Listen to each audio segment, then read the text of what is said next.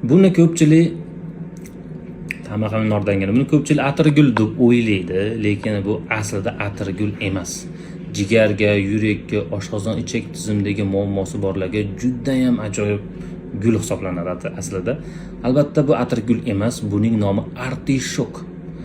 Yurakka, buyrakka juda ham foydasi yaxshi va undan tashqari oshqozon ichak tizimidagi muammosi borlarni artishokni qaynatib iste'mol qiladigan bo'lsangiz, ichak tizimidagi muammosi borlarda, jigar xolesterin yig'ilib qolganlarga, jigar muammosi borlarga tabiiy antibiotik hisoblanadi. Shu oddiy atirgulning bitta donasini 200 mg qaynatib 50 gramdan 3 mahal iste'mol qilib yuradigan bo'lsangiz, juda ham zo'r foydasi beradi.